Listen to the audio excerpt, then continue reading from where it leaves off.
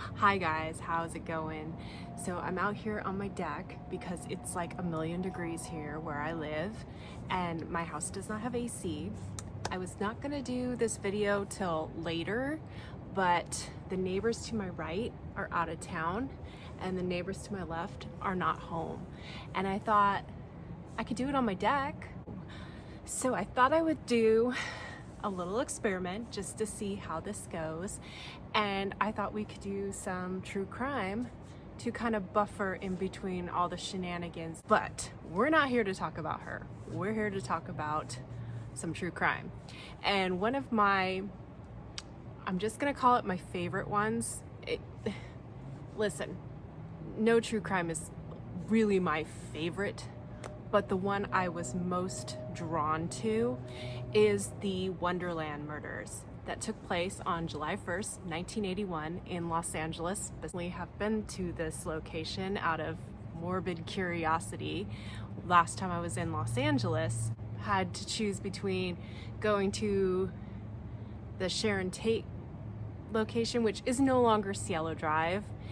I think they changed the name and the house is gone, nothing's there, but you can still kind of be in the area. Or we could go to Wonderland. I chose Wonderland. Okay, so this one has always been my number one, and I feel like it doesn't get the attention it deserves because this story has everything, okay, you guys? It has everything. Drugs, guns, pornography, major crime, and gruesome. There are bugs out here. We are in nature. Bugs may fly by. You might hear dogs and maybe even a coyote. I live in the foothills of the Cascades. Who knows what you might hear out here. My apologies, but I cannot control Mother Nature. Sorry. And if I'm doing this, yeah. But I can't be inside. I don't have AC. Where was I?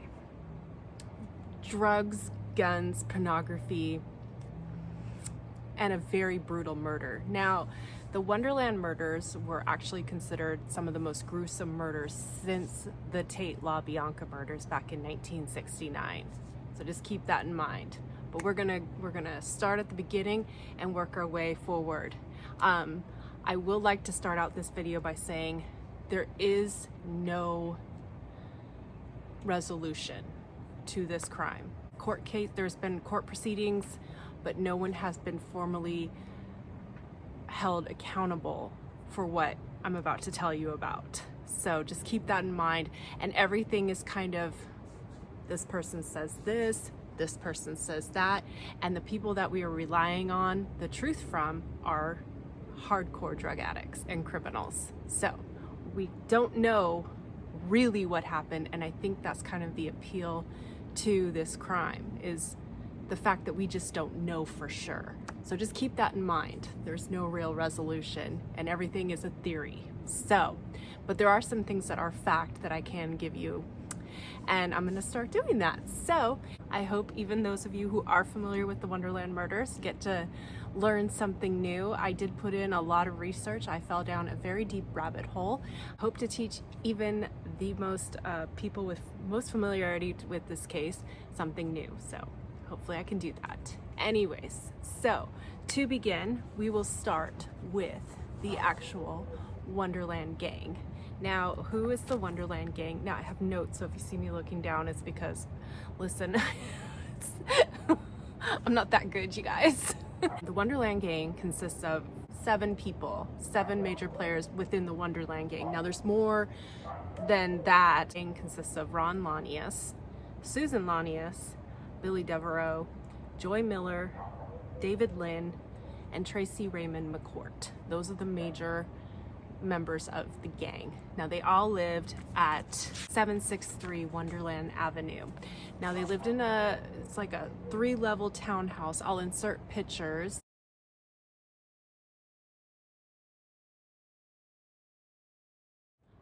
This is in the Hollywood Hills in the Laurel Canyon, and it has a security system, so you can't get in or out without being buzzed. Now, that's very important in this story, so just remember that.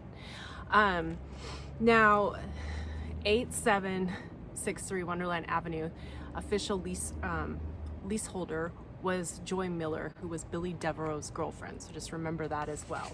So anyways, we'll go through this cast of characters, for lack of a better word. But I mean, when you hear about these people, you really are going to feel like this is a script written by Hollywood execs. It's not. So we'll start at the very top, which would be, I mean, at least of the Wonderland gangs. Don't worry, there's other people that are in this story too, but let's start there. So the number one guy is Ron Lanius. Now, Ron Lanius was born May 18th, 1944. He was an Air Force veteran and he served in the Vietnam War. Now, he had a dishonorable discharge because he was caught smuggling heroin into the bodies of dead soldiers coming back from Vietnam to America. So he was obviously dishonorably discharged because that's frowned upon by the US Air Force. So, and then when he came back to the States, he lived a very altar boy life. He was heavy into heroin. He was a drug runner, and he was also wanted in connection to about 27 homicides at the time of his murder. Now, he is one of the people who did end up dying at Wonderland. So, but he is the number one guy. I would say second in command would be Billy Devereaux. Now, Billy Devereaux was Ron Lanius's right-hand man. Now, Billy was considered the voice of reason within the group. Like, he was kind of the level-headed one of the guys. He was always just the one who would bring it back down a little bit, like stop fights and what have you. But he got lured into the Wonderland gang because of the quick, easy money. Now, by day, he actually maintained a pretty ordinary life. By day, he was a crane operator, and then by night, he was just this criminal, and he ran with these guys. So, and he also had a very heavy heroin addiction too. Now, the next person down would be David Lind. Now, David Lind is something else. He is a heroin addict, he's a biker, he's a member of the Aryan Brotherhood, and he met Ron Lanius when they were serving time in prison for other crimes. Now, it's also known that David Lind was also a police informant up in Sacramento, where he's from, and at the time of the murder, David Lind wasn't present. So David Lind was actually doing drugs with a male prostitute in a motel in the San Fernando Valley at the time. That's where he was. So he escaped all this, luckily or unluckily, however you want to think about it. So the next person that we want to talk about would probably be Joy Miller. Joy Miller. She's very interesting. Now, she was kind of a high society person who kind of fell from the social graces. She was married to a huge Beverly Hills attorney. They got divorced. I think they had some children. I'm not sure if I'm just thinking that she had children, but I'm pretty sure she did. And she was Billy Devereaux's girlfriend. Now, also something you need to know about her is she was also, surprise, surprise, a heavy drug user, especially with heroin. And she was also treated for breast cancer. She had a double mastectomy.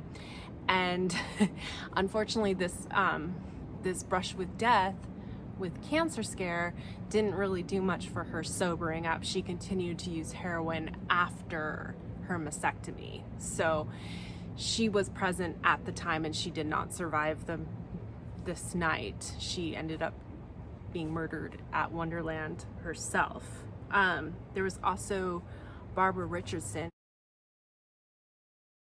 who was David Lind's girlfriend. Now, Barbara Richardson was the youngest of them all. This is where Barbara and David were allegedly police informants up in Sacramento. He brought her down.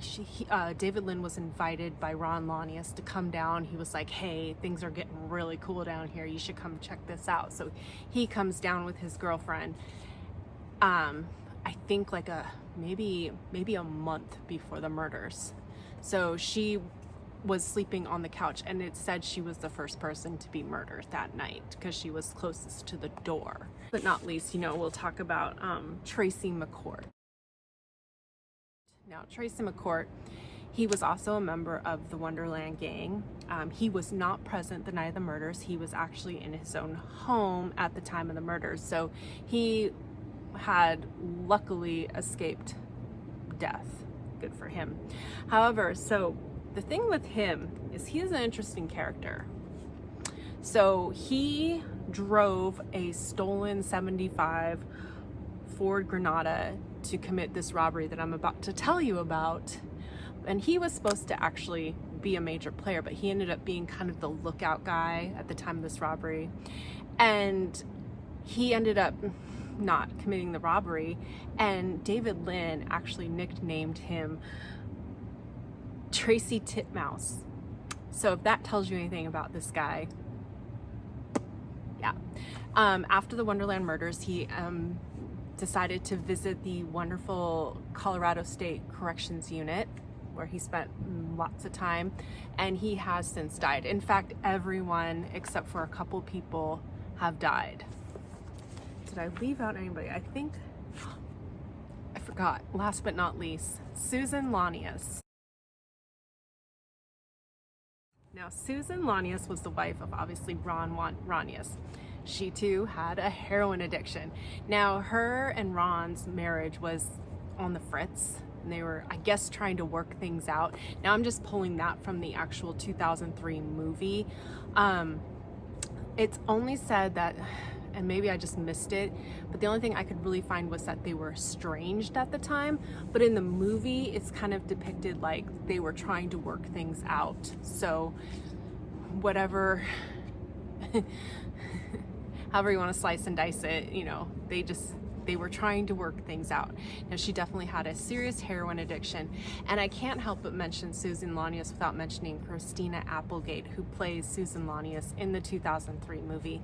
Now, I'm not going to bring a movie up unless I feel like it passes, it has my seal of approval. And I will tell you, if you have not seen the 2003 movie Wonderland, it has Val Kilmer, Lisa Kudrow, Christina Applegate, Dylan McDermott, and a host of characters. And it's pretty accurate. So it's a pretty good depiction of what happened, or what we believe to have happened. So the reason I mention her now is because I don't want to forget this juicy little tidbit. Now, if you see the movie, Christina Applegate has a very small role in this movie. It's very small, and in fact, you may not even recognize her. And it said she took the role because when the murders happened, she lived down the street from these murders, and she remembered so clearly seeing the bloody mattress on the side of the road. So that's why she took the role in the movie. And I thought that was kind of an interesting thing to know and worth noting to you guys. But anyways, Susan Lanius was the only survivor that night as well. She was actually, it was her moaning that tipped people off that something was going on in that house. So she was probably lying on the floor next to her bed, next to her dead husband, for a good 12 hours after being bashed in the head with a pipe. Yeah, nice. But we'll get to that. So next major power player is a man who needs no introduction. His name is John Holmes.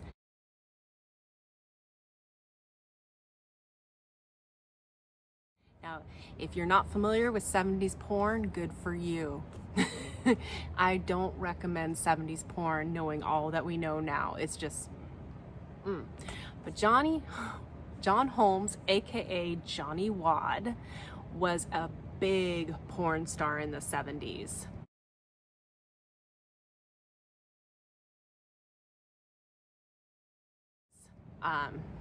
He did many movies, and he did a sort of a series where he portrayed like a police detective, and he kind of took on that persona. Like, he really thought he was like some sort of cop.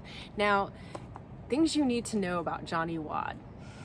John Holmes. I like to call him Johnny Wad because that name is just too good. It's probably like the best porn star name you will ever hear in your life, Johnny Wad. He just reeks of 70s greaseball, like, douchebag. Like, he just has that greaseball douchebag look to him. He's just, but he was famously known, or infamously known, for having a 13-inch penis. Yeah, so that was his claim to fame. Now, John Holmes grew up in a small town in Ohio. He had a very abusive stepfather who beat him regularly, typical thing. He got away, he got into the porn industry, and how that happened was some girl at his dorm, I believe, or his apartment. I think he was going to college at the time. He was just flat ass broke, and some girl was like, hey, you want to make $100? And he was like, yeah, of course I do. And she's like, okay, well, we're doing porn. And at first he was like, oh no, but then he was like, $100 porn, yeah, okay, let's do that. At the beginning of this he was very straight-laced. He didn't drink, he didn't smoke, as claimed by him, because his stepdad was a violent alcoholic, very abusive. He drank, and John was just not about that life. However, as he got deeper into fame, he developed quite the addiction to cocaine, a very, very, very heavy addiction. The dude was hooked. He became a huge liability on sets. He would hide in closets for hours getting high. He would just shut productions down. He became an informant, and it is said he lied constantly. He was just this typical cokehead. And he freebased cocaine as well, which is the most intense way to get high off cocaine. It's not crack, it's freebase. So forget what you know about crack. Freebasing is completely different. Now, it's the most intense, longest lasting high you can ever get, and that is how he mainly did cocaine. Intense shit. Okay, turns your brain to mush. Okay, so his addiction got, as he got famous, so did his addiction, and he ended up owing money everywhere. Now, the next person that comes into play, so John owed money to a major drug dealer in Los Angeles at the time by the name of Eddie Nash. Now, Eddie Nash is a very interesting character.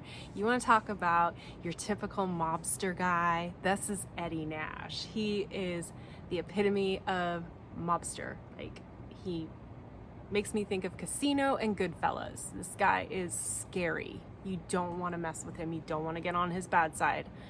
Okay? So let me tell you a little bit about him. So Eddie Nash was born in Palestine in, I believe, 1929. So, and he immigrated to Los Angeles in early 50s.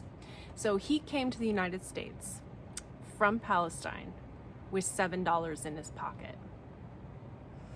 Yeah. So he started running a small hot dog cart out on, the hot dog stand was called Beef's Chuck on Hollywood Boulevard. So that was his little hot dog stand. And it was outside of a major nightclub, the Starwood, I believe. So within a few years, he owns the club, the Starwood, among many other clubs in Los Angeles. So a few other clubs would be PJ's, the Seven Seas, Paradise Ballroom, Alibaba's, the Kit Kat Strip Club, just all the clubs. He ran them all. Now, he also ran a lot of drugs, and he also was wanted in connection to some arson. So I'm assuming, I didn't look too deep into this, but I'm assuming that he probably burned down buildings and collected the insurance. Now, it's also rumored that he had 40 acres out in the desert where he buried heads. but no one's sure.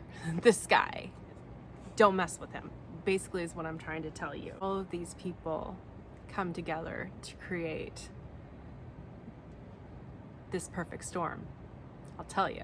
Kind of a very dark side to this story. So a few things you need to know about John Holmes is, one, he was married at the time. Him and his wife were estranged, but he was legally married to Sharon Holmes. Now, Sharon Holmes in the movie is played by Lisa Kudrow. Just want to let you know that, because all you Phoebe fans, you might want to check this movie out, because it's very different from Phoebe that we know. She plays a very, very different role. But John and Sharon were estranged, but they did run an apartment building in Hollywood.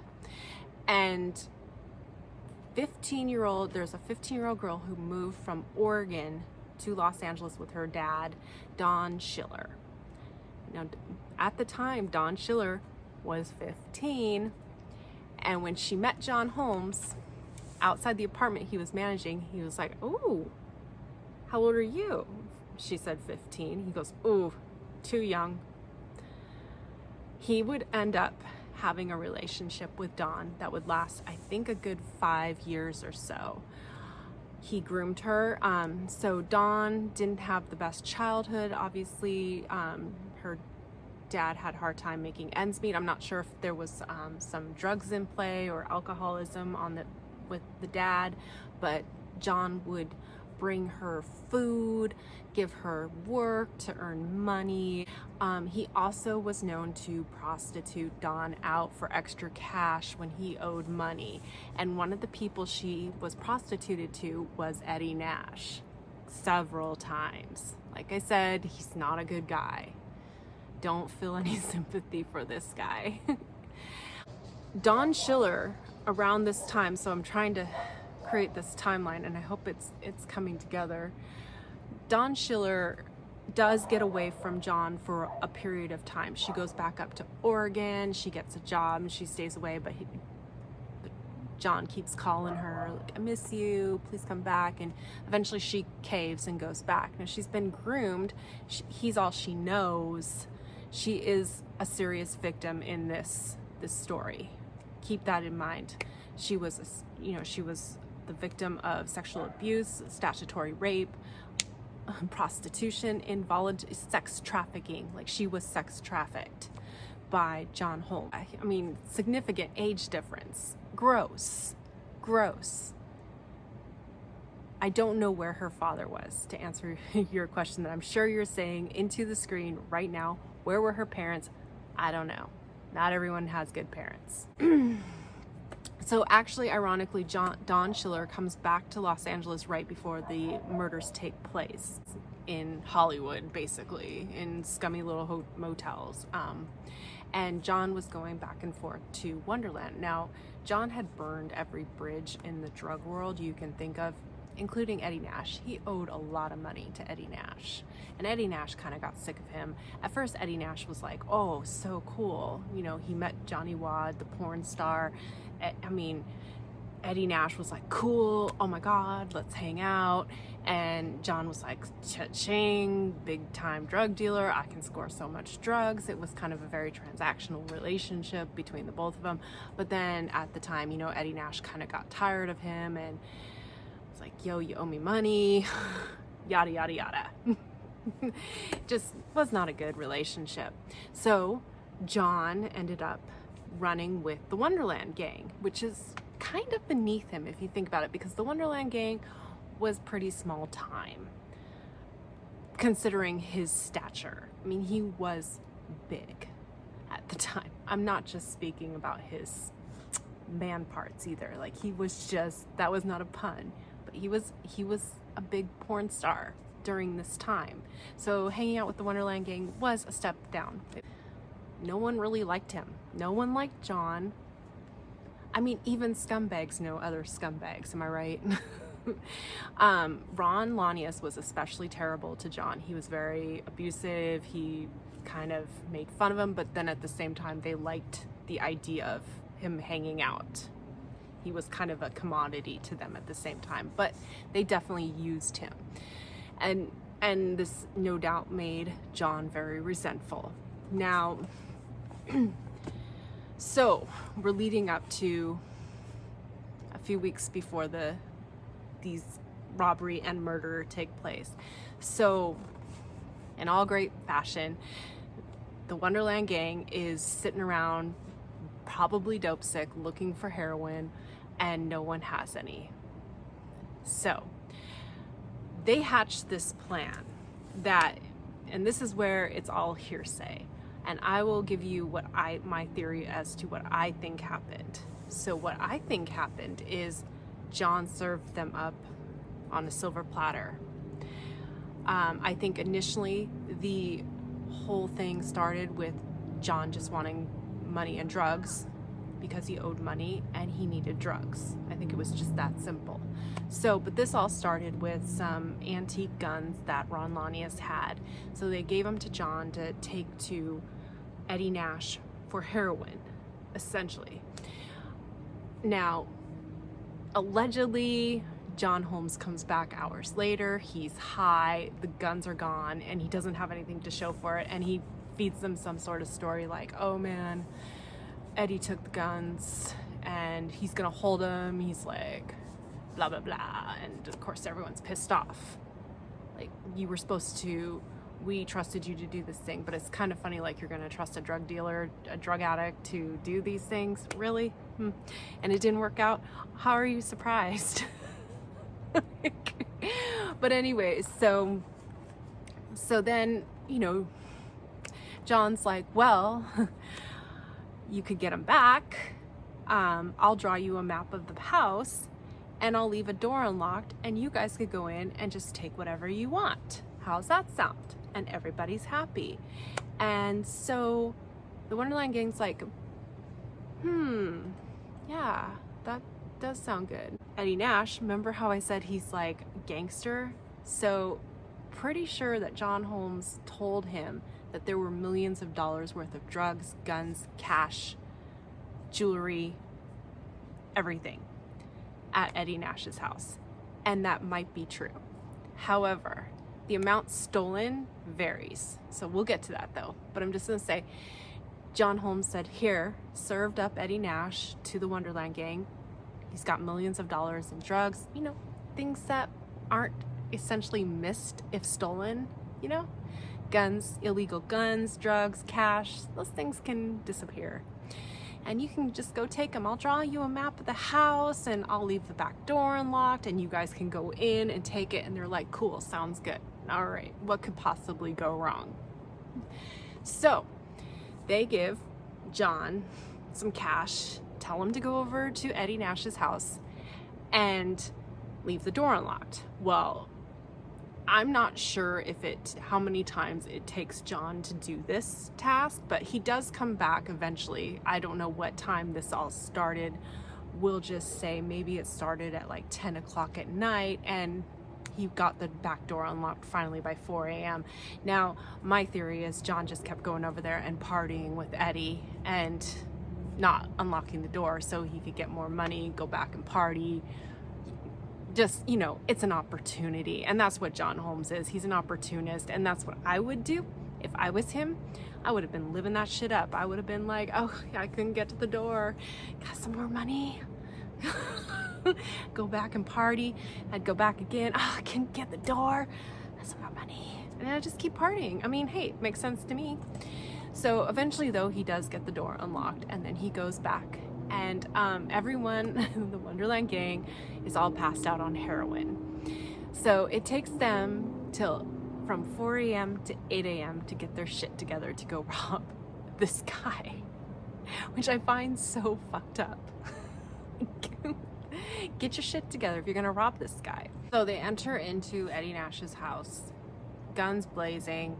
Eddie Nash has a bodyguard that they handcuff to the ground, and in some sort of scuffle, David Lynn grazes the bodyguard's face. So it's like he shot him, but it just grazed him. So he was okay. And then they humiliated Eddie Nash. They made him beg for his life. They put him on his knees. They just humiliated him, like the ultimate diss. Like, why would you do that? But they did. And now this is where it gets interesting. So it is said that they got away with somewhere between, wait for this, $10,000 to all the way up to $1.2 million. Somewhere in between that amount they got from Eddie Nash. Now what they got was cash, antique guns, drugs, jewelry, okay, like a lot. So obviously Eddie Nash is not very happy about what has taken place. Now, this is where it gets really interesting. So the common denominator in this one for Eddie Nash is obviously John Holmes. So this is the only part where the movie really takes a step away from what actually happened in reality. So what happened was Eddie Nash's guys found John Holmes, picked him up, and took him back to the house. Now in the movie, John just kind of comes over, which did not happen. That's the only thing they got wrong. So interesting fact that was found out later is that Liberace's boyfriend was over at Eddie Nash's house at the time, getting drugs and getting high when they brought back John, and it was heard by Liberace's boyfriend. You could hear John tied to a chair being beaten. Now, once again, this is where it gets kind of fuzzy and we're not sure exactly what happened. One of two things could have possibly happened. They could have made John give up the information, or John happily gave up the information. Either way, John definitely told him who robbed him. Now, do you think he's just gonna write a strongly worded letter? No, no, no, no, no. No. Have you not seen any gangster movies? So, the early hours of July 1st, 1981, Eddie Nash sends his guys, I'm not sure how many, 2, 4, 6, who's to say, and John over to Wonderland with metal pipes and hammers and I believe a gun.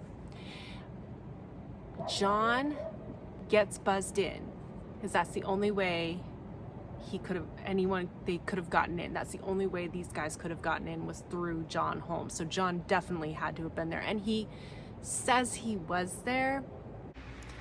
I left out something very important that I'd like to throw in here, because it didn't seem like I made it clear because I was struggling to try to remember everything. But John Holmes was definitely there because they found a handprint above Ron Lanius's body, and it was John Holmes. I don't care what he said, what he tried to claim. He was there. He swung a pipe for sure. He tries to make it seem like he was forced. I don't buy that in the least. I think he happily swung that pipe and was more than happy to beat the living out of Ron Lanius. Also, I'd like to add in, I'm not laughing because I think it's funny. I'm laughing because this just seems like a movie and it's crazy. And anytime I think about it, I'm like, I can't believe this really happened. Just so you know. All right, back to your regularly scheduled programming. Thank you. He's kind of unclear about it. So whether or not he was forced to watch or he was a willing participant, we're not sure. So they come in, they get buzzed in. He's like, hey, it's me. And they're like, oh God, this guy again. All right, come on in. Comes in, the guys come in, they rush him, and they start beating them in the head with metal pipes. Now, the cops who showed up said this was the most gruesome crime since the Tate LaBianca murders. And that was something that, you know, all you true crime junkies would be like, what? You know what I mean? This was a very violent crime. This was the amount of rage put into this murder is terrifying to think about. Beating someone in the head with a pipe, and there was blood everywhere. Now, I'm not going to show you any of that just out of respect for the victims, because they are victims, but you can go onto YouTube and see the crime scene walkthrough. It is available. You can see it. I don't recommend it, but if you think you can handle it, go ahead. But I will tell you, make sure you have a strong stomach, because you see everything. But if you want to know, it's there. I can't stop you, but do not come back at me and get all mad like, oh my God, I went and saw it, was horrible. I was like, well, yeah, I told you. What did you think? It's a crime scene. But it's available. You can see it. What do we think happened? Well, honestly, I think John Holmes got the crap kicked out of him at Eddie Nash's house, and he was like, okay, I'll talk, I'll tell you. And I have a feeling he had a little bit of satisfaction telling him, because imagine being treated like shit by this guy and just being like, yeah, you're gonna get it. You're gonna get what you got coming to you. And so Eddie's like, well, take us there. Now, I don't think Eddie Nash was there. I think he's smart enough to know not to go. And I'm pretty sure he had other people do his dirty work. Like a good gangster, don't be at the scene of the crime. That's Eddie Nash. So they go, and during this time, you would think, why didn't anyone call the police? Well, Wonderland was a party house. People were partying 24/7. The neighbors just thought they were having a party. They didn't think anything of it. No one called the cops because they just assumed. It wasn't until 12 hours later when they heard Susan Lanius moaning that someone called the cops. And that's when everyone showed up and discovered the grisly murders. David Lynn was away.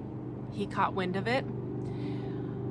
I believe he spoke to the police and told him his side of the story, his version of the story. Now, there's a version that David Lynn had something to do with it. I don't know if I fully buy it. I do believe he probably painted himself to be way more innocent than he really was. But I don't buy that he was involved. Because I feel like if he was involved, why did he leave his girlfriend? And if he was involved, let's think about how messed up that is. You set your girlfriend up to be brutally murdered. Nice. But like I said, David Lynn was not a nice guy, so anything's open. Any ideas are open. He could have done it. But that theory was kind of squashed, and most people knew Eddie Nash did it, but the fact of the matter was, legally there was nothing tying him to the crime.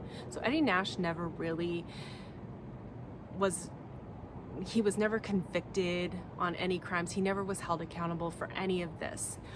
Now, Dawn, where was Dawn during all this? Well, Dawn was obviously not present at the time of the murders, but she does recall John's having nightmares and screaming about blood, and that he came back that morning and he was very, very out of sorts and very disoriented and just not himself, even more so than usual. I'm not sure how much Dawn would initially give to the police.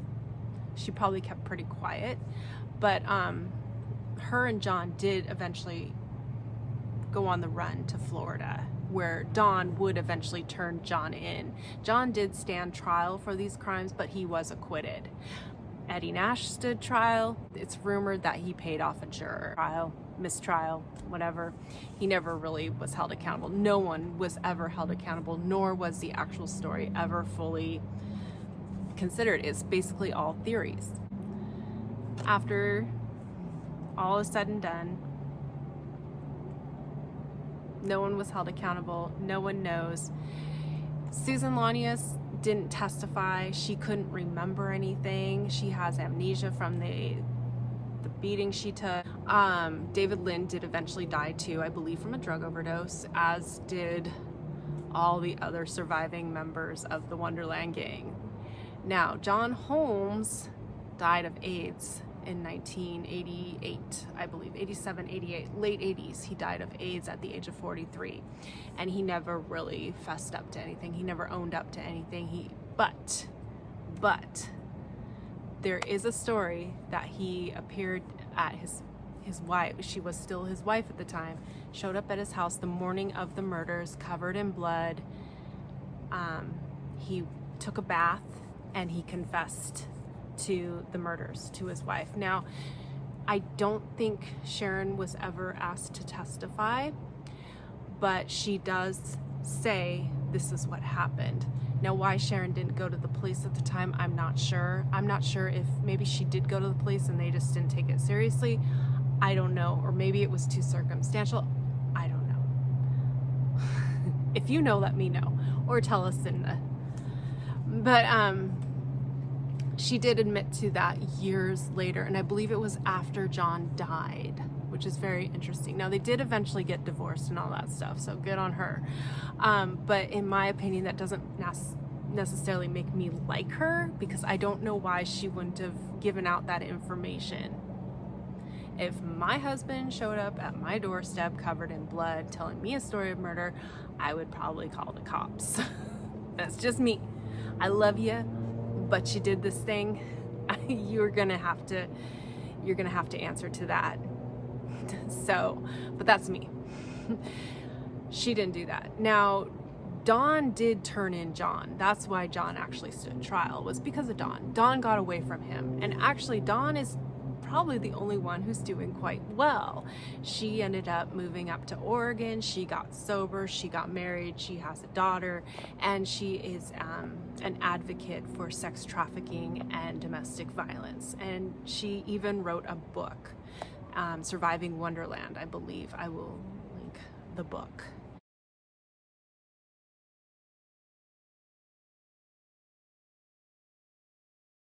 If you would like to go check it out and read more about her story, because I didn't tell you a lot. I told you some, but there's a lot to her. She's a very interesting person, and probably the only person who truly is a victim of all of this. Everyone else and last but not least, Eddie Nash. Now, Eddie Nash did eventually do some jail time in 2000. I believe he did maybe 30-something odd months.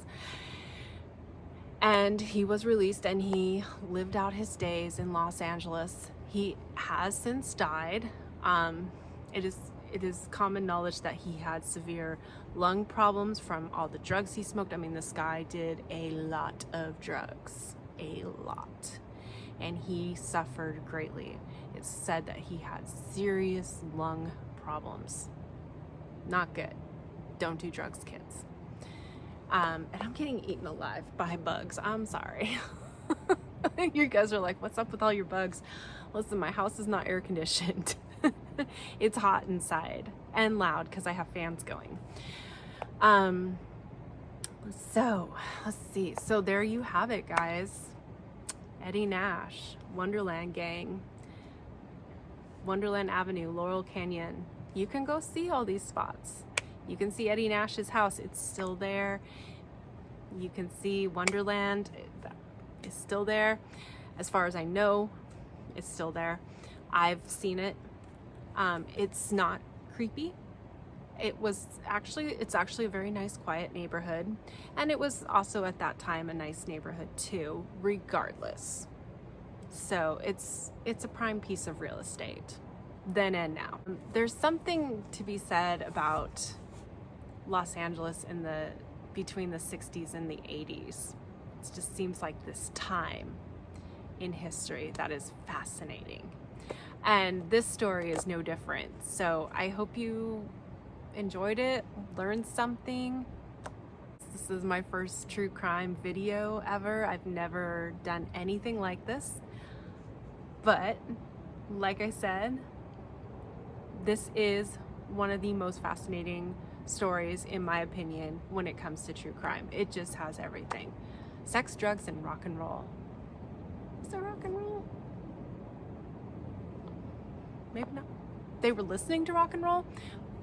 By the way, the soundtrack to Wonderland is awesome. I highly recommend them. The soundtrack is great. The soundtrack is just everything. So, it is a really good movie. I know some people don't like it. I personally think it's really well done. And there is another movie out that is loosely based off John Holmes, and it is called Boogie Nights. I, your girl, had seen that movie when it premiered, and when I myself was very heavily addicted to cocaine, and that movie very much resonated with me. The scene between Heather Graham and Julianne Moore locked up in the bedroom. I know that scene all too well. I have lived that. But it is loosely based off of Wonderland. Dirk Diggler is Johnny Wad. If you watch the movie after knowing everything, you will see the similarities. Now, it's a loose interpretation, so it's not gospel, but it is. There's just something magical about 70s porn. Not really. It's kind of icky. So, anyways, and I'm getting eaten alive. Avoid being served up on a platter by mosquitoes. So everyone, I hope you have a great night. Take care. Be safe. Watch out for drug dealers. And if you're in my neck of the woods too, stay cool. And for the rest of the world who is hearing about our heat wave, please remember, try to imagine living in 113 degree heat without air conditioning. Okay? Yes, fans are a thing. I have many fans in my house, but they only do so much. So please be nice. And I hope you like this temporary setup, though it would be great to do true crime stories out here like this. So take care, and everyone have a good night and stay cool. Peace out.